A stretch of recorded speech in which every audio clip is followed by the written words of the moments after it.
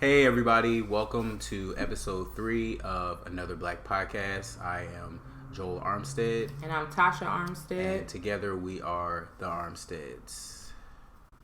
So, you know, initially today we were going to hit you guys with our part 2 of our relationship status series, but given the news that everyone I'm sure is aware of, Kobe Bryant and his daughter, as well as seven other passengers passed away yesterday on January 26th, we felt led to take some time and to just, acknowledge those lives that were lost. It's really like a shock. It seems like it's not real. Like, part of me just doesn't want to really believe that it's real. No. Not at all. And I'm not going to sit here and pretend like I was like this, diehard, super duper Kobe Bryant fan. But I am going to say, growing up as a kid and watching Kobe when he was young in his prime in that era of basketball, it was sort of like we all kind of grew up together. Kobe was only 41 years old. So, at that time, I was in high school, when Kobe was just getting going, dominating the NBA. Yeah. Him and Shaq and the Lakers, just crushing everybody. It was, that was a great time in basketball history. And to then continue that level of production all the way through his career to where he pretty much, you can't even really argue with if he's the best to ever do it or not, really, was incredible. You know what I'm saying? I know exactly what you're saying. Being born and raised in, South Central Los Angeles, things like basketball and our favorite black basketball players, it gave us so much to look forward to, so much to aspire to. Specifically, Kobe Bryant and Shaq were very, very involved in the community. Also, Magic Johnson were very, very involved in the community, specifically the inner city community of Los Angeles, in terms of giving back. And so, not only were we inspired by, watching them make magic on the court, these were people that were also doing things that were visible in the community. Right. I remember, it's so hard not to be emotional right now because I can't even, just as a mother, as a wife, I couldn't imagine losing your husband and your child at the same time. Man. I can't imagine losing either one of them at all. Of them, but losing them both at the same time. Yeah. I can't imagine. We were listening to one of the victims' husband. He spoke out today, and just listening to the hurt in his voice, the confusion, and hearing him speak about Kobe, as a friend. Yeah. It just took me back, and my heart goes out to his family. My heart goes out to, the victim's family. Every person that was lost in this tragedy. But when I think about Kobe and I think about the magic and I think about the impact and I think about this city. And I gotta go back to that stretch between, 2000 and, I want to say 2000, and was it 2000 and 2003? 2002 maybe? Where Kobe, 2000 to 2002, where Kobe and Shaq were winning those back-to-back three-peat championships. Right. And the energy, the spirit in LA was so unified, so happy, so they just lifted the spirit up doing that. Right. I remember when they played against the 76ers. Oh man, that's Allen Iverson, like that's still sort of painful because, you know, a lot of people from Philly, we like, first of all, we're not gonna ever say, like, we love Allen Iverson to death, still to this but day. To know that you could have had Kobe Bryant and what he became was like, wow. Yeah. But I said to myself, you know what? Because we were talking about this yesterday, and I said to myself, it wouldn't have mattered because the ownership wouldn't have surrounded him with the pieces he needed to succeed, just like they didn't surround Allen Iverson. And I feel like his talent would have been wasted in Philadelphia.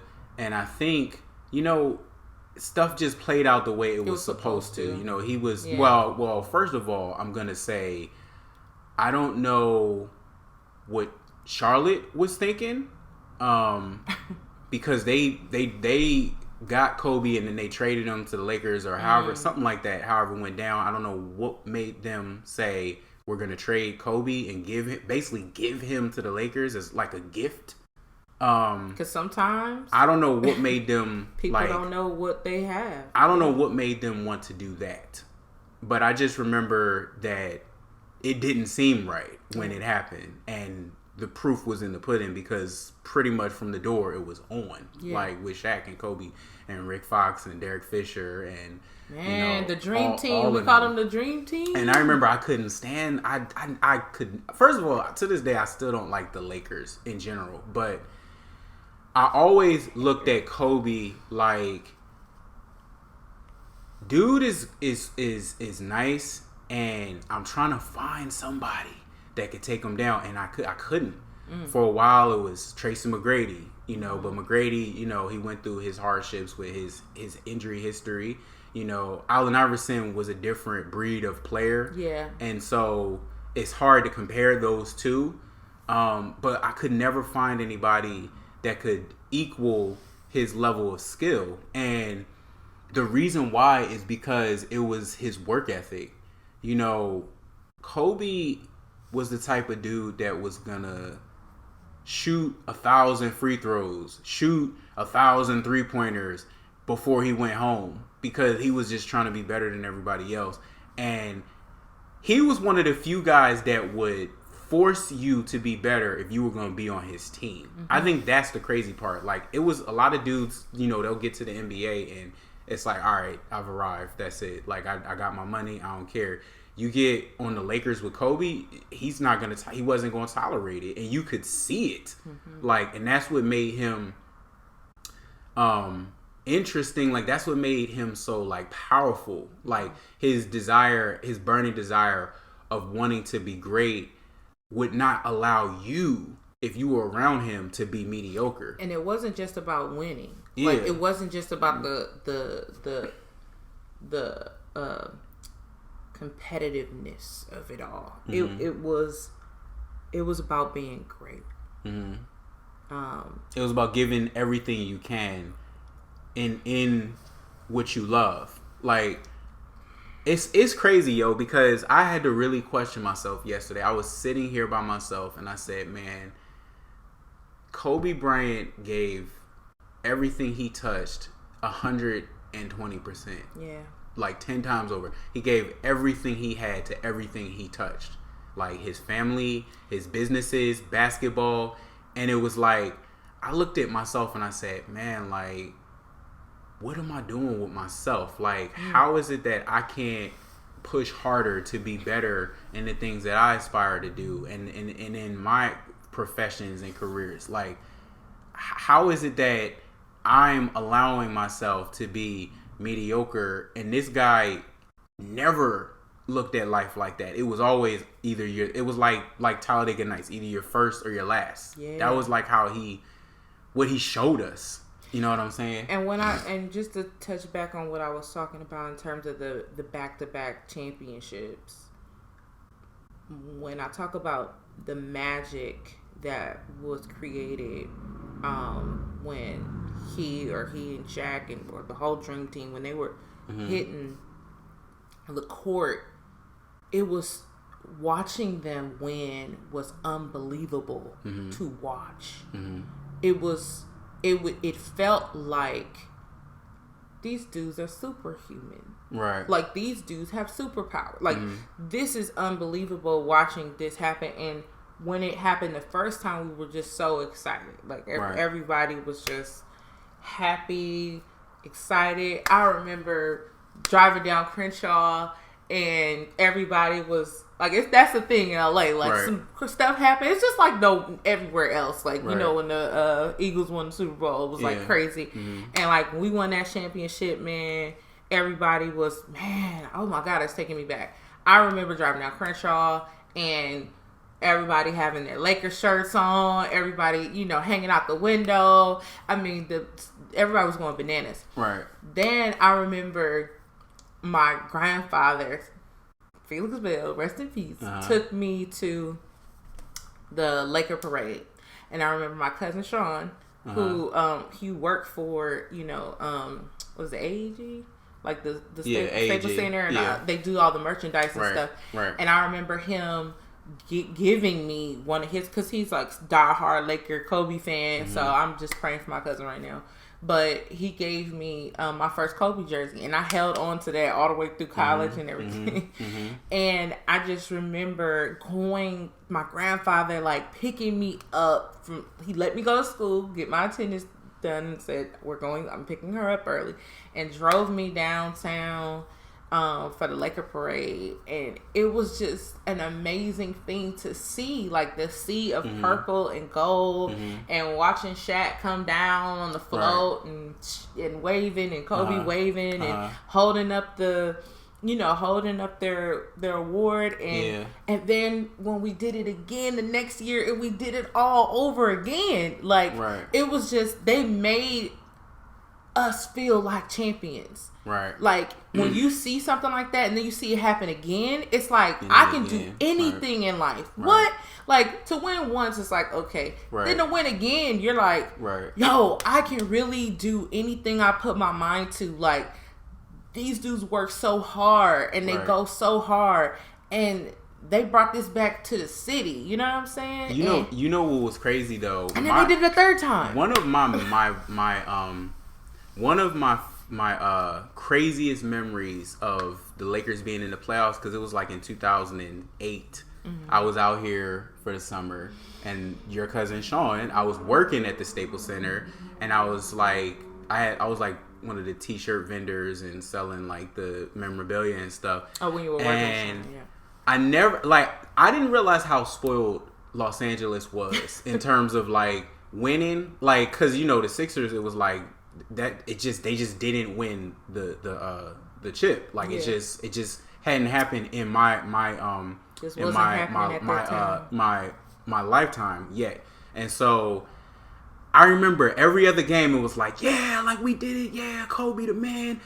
Y'all would get in there and lose, because y'all were playing the Celtics, and at that time, this was when the Celtics, when they had Ray Allen and they had Kevin Garnett, and they were killing. They had what's his name from Compton, what are you talking about? From the Celtics. In my mind, he was from Compton. Why is he drawing a blank? No. What year was it?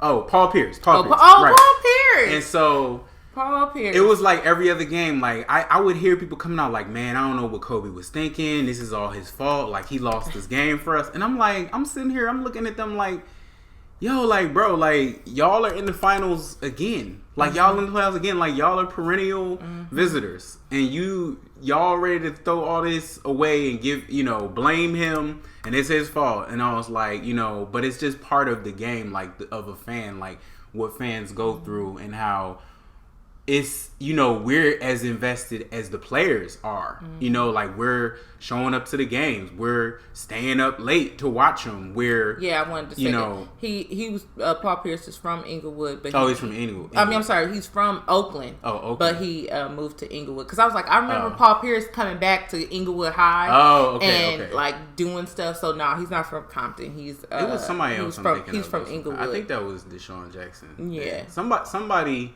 that I was thinking about. It was on my brain, but whatever. Fine, I'm wrong. So it was from Inglewood. Okay. But it was crazy first of all, that was an amazing experience to be there during the playoffs like that at the Staples Center. I was working there. I was seeing all the celebrities. I remember, cause I was posted like right outside the VIP section. I remember seeing like Ice Cube and I remember I saw Will and... Smith pull up. I saw Ice Cube pull up, and I was like, "Yo, this is crazy." Cause I had never been exposed to nothing like that. And you know, people from LA, we see like. Not to play it off like that, but we see celebrities out in places. Yeah.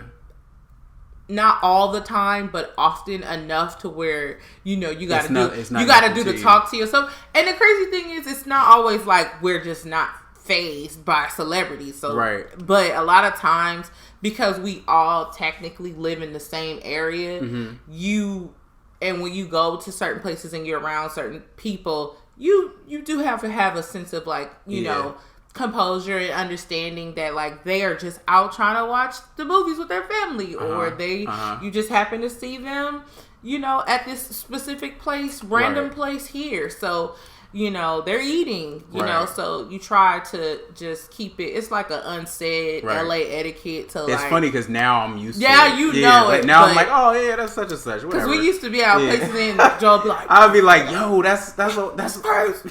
I'll be like, yeah, all right. I'm like, yo, stop. Yeah, oh my God. I'll be like, oh, come on now. You know what's crazy? So funny. I think what's so crazy about this though is that when someone passes away in this manner, it's like it's hard to grasp because of how it happened. And you know, it's like with Nipsey, you know, unfortunately Nipsey was murdered by someone. And so with that, you see that. You know what I'm saying? With Kobe, it was just like, okay, we got the news. This happened. And in your mind, you like, huh? What? First of like, all, wait a minute, what? And so then you have to start doing all this research because, you know, social media will go nuts like right away when anything breaks. And then I remember, you know, going back and forth with some of my line brothers, and I was just like, nah, I don't think this is true. You know, I don't see anything on the news because in my mind, I'm thinking if the news haven't reported it, maybe it's not true. But TMZ, I guess they're just always the first, and they just because they broke Nipsey, they were the first ones to break Nipsey's story. They were the first person to break Michael's, Whitney Houston. I mean, they've been the first to report these celebrity deaths. But I'll say that the craziest thing was this past weekend. You know, I left on Friday with my line sister, Jabrielle, and we drove. We've never done, neither one of us have ever done this before. We drove 5 hours to the Bay Area and went to Santa Clara for the statewide Founders Day for Dope Sickness Day. And we hadn't bought tickets to actually participate with the festivities. We just went up there to be with the sorors and just hang out and, you know, catch them in between or after. And the crazy part about that is we didn't get to do much socializing. Right. But the 5 hours we spent driving up there and the 5 hours we spent driving back were some of the most impactful conversations that I've ever had in my life, and reflecting and as we were, and even just my experience in being up there, but as we were coming home yesterday, we stopped and excuse me, we stopped, I think it's called Gilroy, possibly California, and we saw a sign that said like 10 avocados for $1. We like, what? That's a deal. Right. Yeah. So we stopped. The sign got us, and so because we kept seeing like different fruit stands, like cherry stand, and so we pulled over and we began to just be so present in a moment of like living. You know, we were driving a far distance we had never been before. Right. We got out. We took these great pictures with the mountains behind us. We took pictures, you know, inside of the little fruit place. Farmer's market stand. It was like a little fruit stand. Oh, okay. And got some honey with a little honeycomb in it, some fruit. And as we were taking these pictures, you know, Ja goes to look at her phone and she's like, "Wait, what? What the heck?" You know, she's going off. I'm like, "Yo, what's going on?" She's like, "They're saying Kobe Bryant, you know, passed away in a plane crash." I'm like, "What? Like, this can't be true." It doesn't seem real because it's like, and she's like, "Wait, of what?" how we had to hear about it. And this was like we're all on standby. You know, we're all in the middle of nowhere trying to get home. Never done this before. And we're all on standby as the news was just unfolding. I remember that first, 30, 40 minutes of just, oh, well, TMZ just reported that it's possible, you know, the website got hacked. Nobody could get on TMZ to see this. And we're like, man. And then the news reports were like taking it back, like, we'll be back with an investigation. Yeah. And it's like, you want it so bad. To just be an error. For it to be an error. In my mind, I kept saying, I kept thinking Kobe's going to tweet something saying this is not true. And the craziest thing. Because it was the first thing I did going around. The first thing I did was go and I think I looked up Kobe Bryant, and I didn't even know because we were out of town, not watching TV and stuff. I didn't even know about LeBron James. You know, what was it? He like surpassed Kobe's record. LeBron. He broke Kobe's record. LeBron passed Kobe to be the third leading scorer of all time on Saturday night. Yeah. And so when I look up his name and there's nothing much coming up, and I'm like, okay, maybe this is a fluke. Mm-hmm. And what I saw was his last tweet, and at the time it was 16 hours before. And I screenshot it because I was like, all right, I'm praying to God that this isn't it. Right. But if this is it, I can't believe that these are his last words in the public. Yeah. And I think it was like, well, I'm going to find it because I don't want to misquote it. But what he said was just so profound to LeBron about what he had did. And it was just so, crazy for the next day, his life to be taken. That's it. That's it. And then the thing about it was, it's not like Kobe always used his helicopter to go back and forth. So it wasn't like there was something wrong with the helicopter and then, you know, it was all this Mayday stuff going on. It was like he was just living out a normal day in his life. Like, they were flying in the helicopter. I believe the report was that he was taking his daughter to practice along with the other families on board. And the fact that he was even doing that.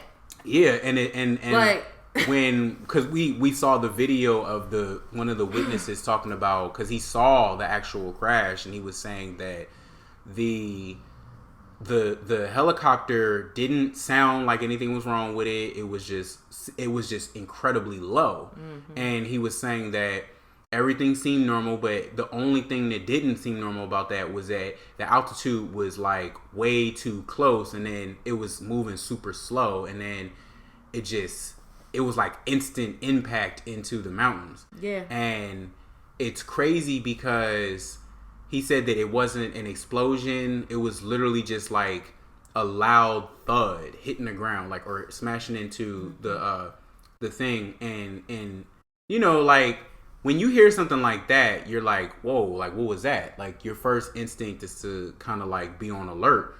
In your mind, you're not thinking who's in the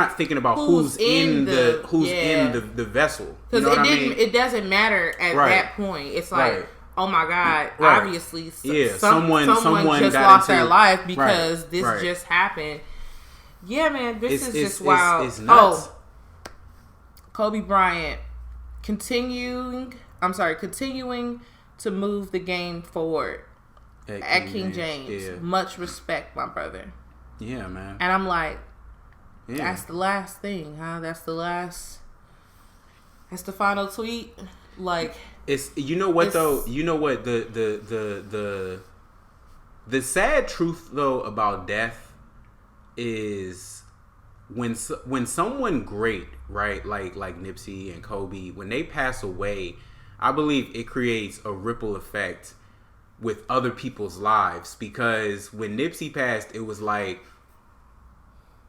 I don't know how many people decided they was just going to get on their grind and they was going to continue his legacy by applying his principles and you know, listening to his music and reading his books and changing their lives, and about all the stuff he preached about ownership and freedom, black and entrepreneurship. Like, Nipsey inspired so many people, and it's not that he didn't inspire those same people when he was alive, but when a person passes, it means more, and so you feel compelled to actually do it.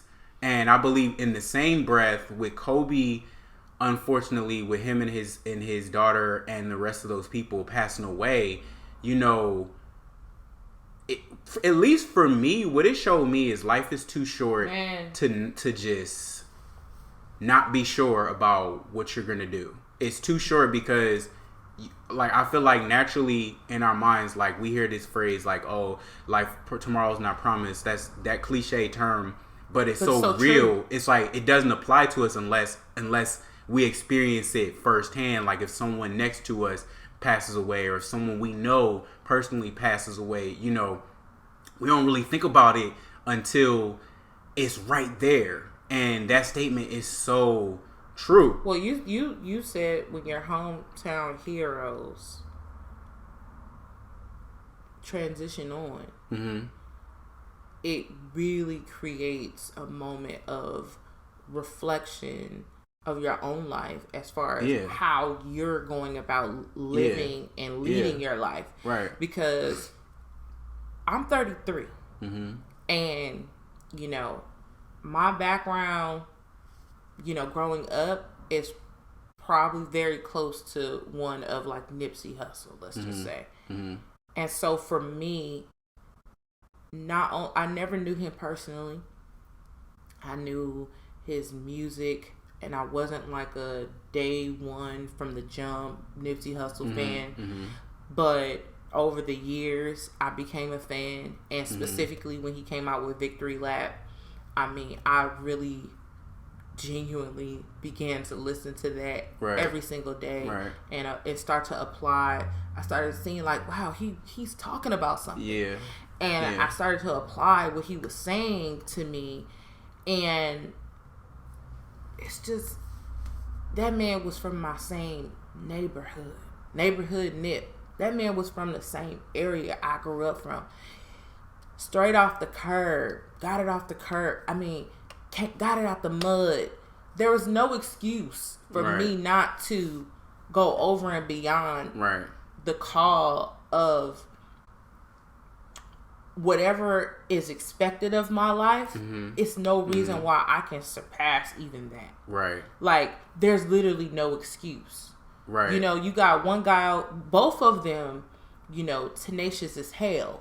You know what I'm saying? Just go hard, dedicated, you know, consistent, disciplined. But see, now, here's the interesting thing though, because Kobe's life was like almost an opposite of that. Like, that's Kobe, what I was about to say. He went to Lower Merion High School, which was first of all, Lower Merion is an extremely wealthy, nice, like, you're doing good. If you live in that area, you're doing all right for yourself. Yeah. Like, you're not nowhere near a hood. And so he went to that high school. He played in Italy. He was always, you know, he was set up to succeed. Yeah. But he wasn't someone who, he wasn't, like, given all this stuff. He didn't take life for granted. Yeah, like, he utilized the things that he learned and made himself better. Like, oftentimes you'll see people who have a good setup, their work ethic is terrible because everything is handed to them. But Kobe, you know, he took that by storm. Yeah. Like, he got in the NBA and he just dominated, like, from day one. It was like, and then dominated in business, you know, and the man won an Oscar. Like, come on. It's like, And he wasn't a perfect man. No, of course not. But he lived his life to the fullest, and he did the best that he possibly could do in the years that he was on this earth. And he was a family man, and he made so much of his life dedicated to not just his family but other families too. And until he took his last breath, that's exactly what he was doing or working towards doing. Right. And it's crazy because then when you also think about, it's just crazy to me because it's like, for a long time, not just myself, but my city has, taken the death of Nipsey Hussle very hard. Right. Because he was tangible. I mean, when I tell you his brother was in the Marathon store, or his father was in the Marathon store running it, it was local, it was in the neighborhood, and maybe on a Wednesday, Nipsey there. Like, you know what I mean? It wasn't a situation where, this is somebody who leveled up, got on, and were gone. And unfortunately, because he was a man of the people. He was a man of the people. Right. And when he did things, when he released things, like, he made sure he was present. He was there. People saw him. People felt him. People could talk to him. And unfortunately, even that type of access led to, his demise. But also, like, him being used as a vessel to speak to people that come from similar backgrounds, and be able to say, "Hey, I didn't have no setup. Right. I was a neighborhood 60s crip. Right. I came from nothing. Right. But I educated myself. I read. I got around people that understood and knew things. Right. And then as I learned the game, I was spitting the game to my friends. Right. And then, educating them. And he was on a mission to break generational curses. He was on a mission to break generational curses. He was like, this is not going down in my life anymore. And my team, my people, Black Sam, Adam, Sister Smith, like, he made sure that whatever it was that, my startup, it wasn't gonna be like that as long as I have, a power to change it. And it just makes you think about your own life and taking that power that you already possess, and just turning it into something that is magical. But see, now, if you look at everything that you just said about Nipsey and then think about everything I just said about Kobe, what I got from that is no matter where you start, no matter how your life starts or what your upbringing was or what your family situation was, it doesn't need to remain that way. Like, you could be the person to change your entire generation. You could be the first person in your family to be a success. And I'm not necessarily saying like to be in entertainment, rap, sports, or whatever. In whatever capacity. I'm saying like in whatever capacity you could be that person that changes your family's legacy.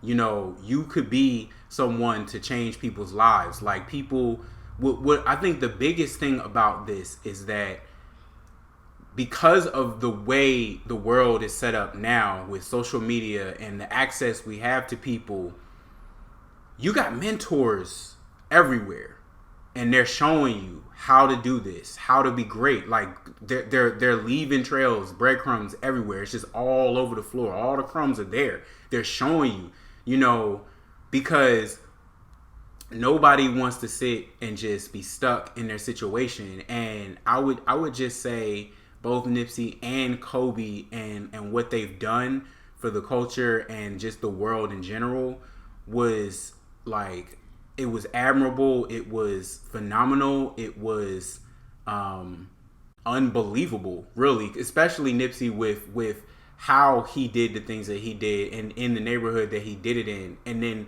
with Kobe, the level of business savvy that he can have and doing a lot of these things at such a young age that, most people aren't taught to do. A lot of basketball players will get in there and blow all their millions. And, that wasn't his story, fortunately.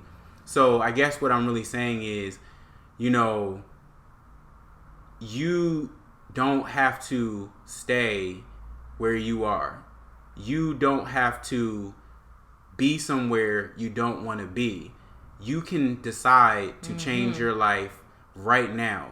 Because if both of these situations haven't shown us that tomorrow is not promised and that life is too short to sit around and waste time, yo, I don't know what else to say. Like it's literally like the only thing you can't get back is time. Money, you will always be able to figure out how to make that back. It's not easy or anything like that, but it's doable. It's the only thing that's impossible to replace is time.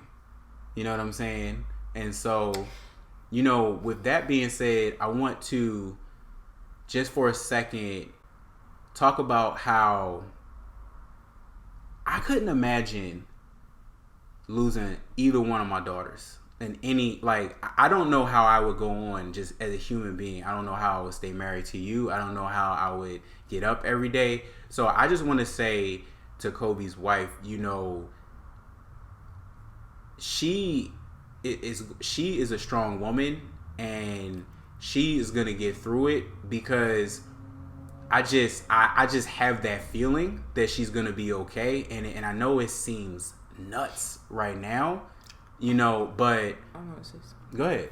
I just want to say that, like, sometimes I ask myself, like, why have I been so emotional, mm-hmm. or why have I felt so bad, right? Like, right. Because it's like, this mm-hmm. is not one of my family members. It's not right. a friend that I can pick up the phone. I can't take them anything to feel better this time. And it's really something, when you think about being a human being, when you think about life, when you think about family, when you think about your children, and you think about all the small things that we worry ourselves with, mm-hmm. or that we try to create problems in our lives for, or stress mm-hmm. out about, mm-hmm. when it comes down to it, like, the quality of life that you live, and how long will you have an opportunity to live it, mm-hmm. or the person next to you. Mm-hmm. And when you really grasp the fact that life is not promised to you, me, your children, no. And the fact that all you can do is just live each moment in the best possible way you can, however that looks for you, right?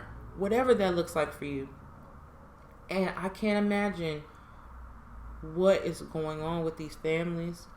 What's going on with, because it was some children that were orphaned too. Yeah, it was some children that lost both their parents. So it wasn't just Kobe and his daughter. It's stuff that I don't understand, and I'm doing the work by, like, trying to dig just a little bit deeper spiritually, mm-hmm. because I do know that one thing is for sure is that, man,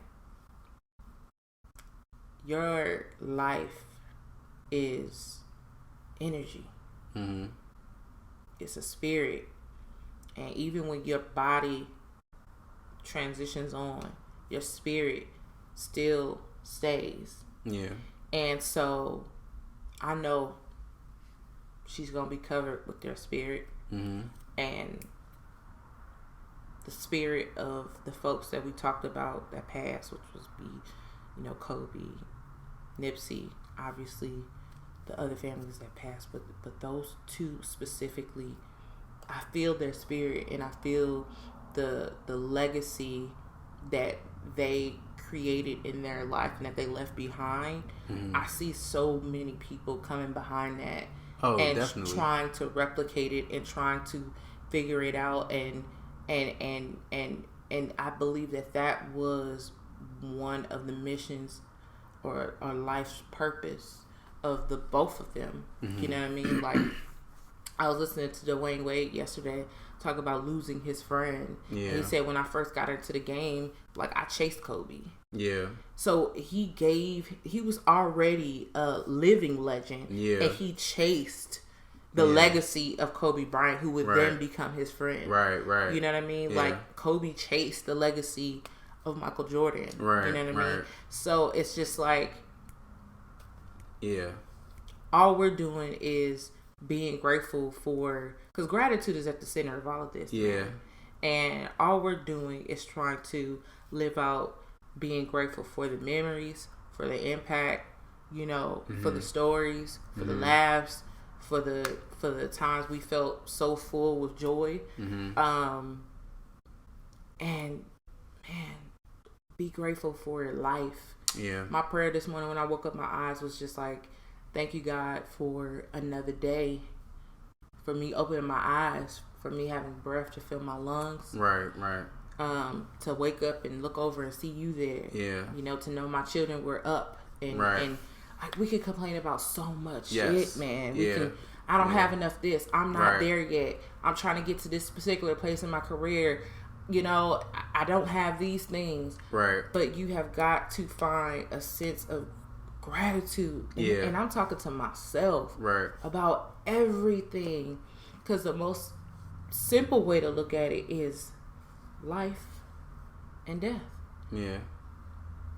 Well, I mean, the thing is, like, look, it's a part of life, and it's not pretty. It hurts when it happens to people that you love. Yeah. But it's inevitable, and so all we can really do is to embrace the teachings and the things that the greats left behind for us to implement and live our lives to the fullest and appreciate, you know, what we have while we're here, the time that we have while we're here. All we can do is just do those things. You know what I'm saying? Yeah. It's crazy because I can tell, like, Los Angeles is going to be hurting for a long time over this. And, you know, it's like, it's crazy because of the time frame of how this happened and what had just happened with Nipsey.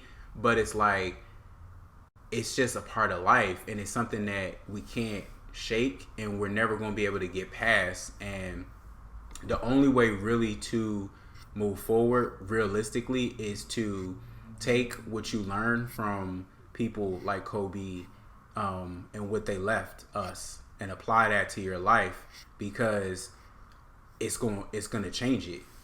Yeah. Yeah. I mean, what do you do with a heavy heart? You know, like, this city is for sure hurting, you know, and you know, trying to pick back up the pieces, but it is in no way no more than, you know, the families. And it's crazy too, because yesterday they honored Nipsey Hussle at the Grammys. Yeah. And, you know, Lauren London. Man, it's something about every time I see Lauren, and it's something about every time she posts something on Instagram, we all feel it. We all feel that. Yeah. We all feel that hurt and that loss. But man, I mean, this woman is so strong. This family is so strong. Yeah.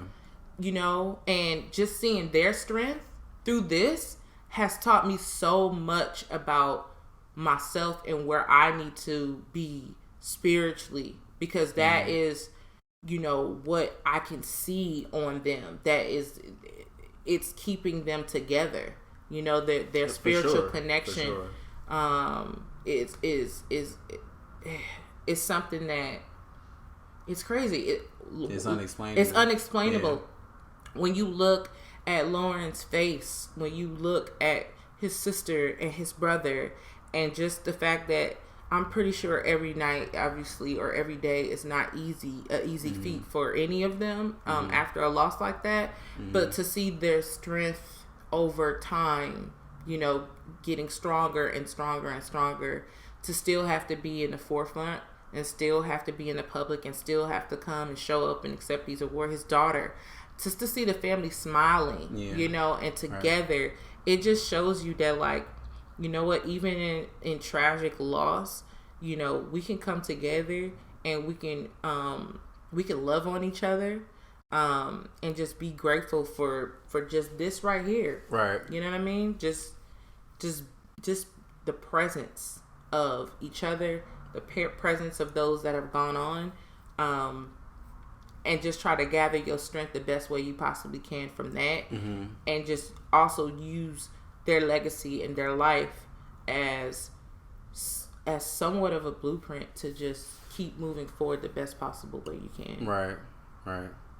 So, Yeah. Honestly, I said last night I didn't know how we were gonna get through this podcast because I had to get my tissue together. Yeah, I wasn't. First of all, I wasn't really up for even doing one this week, but I wanted to go ahead and just push through because this is a part of life, and this is what sometimes you got to do what you got to do. And I felt like my words, even still right now, I don't feel like my words were good enough. Like I feel like I didn't say enough to really grasp how I felt and how much he meant to me personally, because I'm still dealing with shock and I'm grieving, and I'm just like in awe of this unthinkable tragedy. Well, the worst part of it is like just it's like I'm to the point now where I don't even want to get on the internet because it's like you get on Instagram, it's nothing but Kobe posts. You get on the internet, it's nothing but Google Kobe articles. You get on YouTube, it's nothing but people posting about. It's all Kobe. on your timeline. So it's like you know what though? I would say now would be a good time to just take a little break if it's too much for you. Because it can keep you in that constant stasis of grieving. Yes. I would say just take a break from social media, take a break from the internet, take a break from all of this stuff, man, because it can really weigh you down.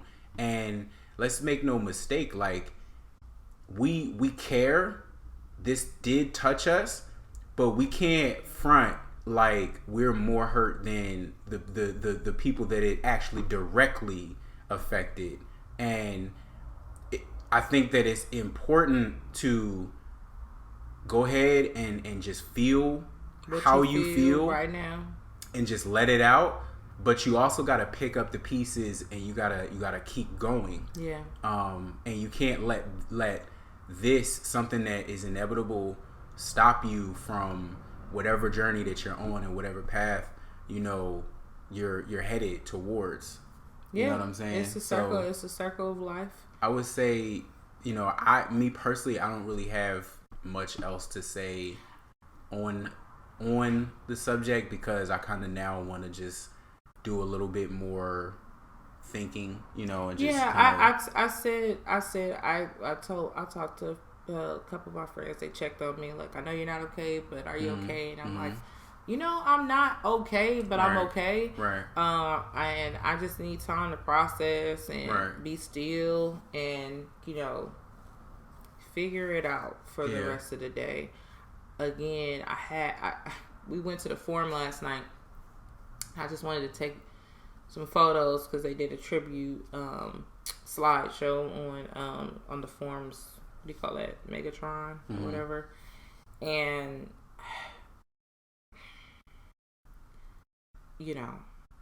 I kept trying to post it on Instagram and a lot of times, and I just could not find the words to express how I felt. And I couldn't find the words to really just say anything other than I'm grateful. Thank you, Kobe. God bless those families. And all we can do is keep loving on each other and keep living. That's the best I got right now. Well, as a final send off, I just want to say, we love you, Kobe. And we're praying for your family and your children and your wife. To the other passengers on the plane, Gigi, and I'm sorry, I don't know all the names of the other passengers, so forgive me for that. It's okay. But we just want to let the families know that we're praying for you all as well, and you are not by any stretch of measure in the shadow of Kobe Bryant and his daughter, because I know that can happen sometimes with a person of Kobe's magnitude. His loss of life can overshadow all the other people ones that were lost. So I just want to say, God bless all of the families, and we're praying for you. And that's pretty much it, man. As far as I wanted to just honestly, I wanted to end it on a light note and have something more to give, but in being true to how I feel right now, unfortunately, this is the best I have to give, which is just how I feel, what I think, state of shock. You know, our love and our condolences go out to these families, and Mamba mentality forever. That's all I got. LA, I love you. We gonna be all right. The world, we gonna be all right. All right, you guys. We're gonna catch you next week. You guys be safe out there.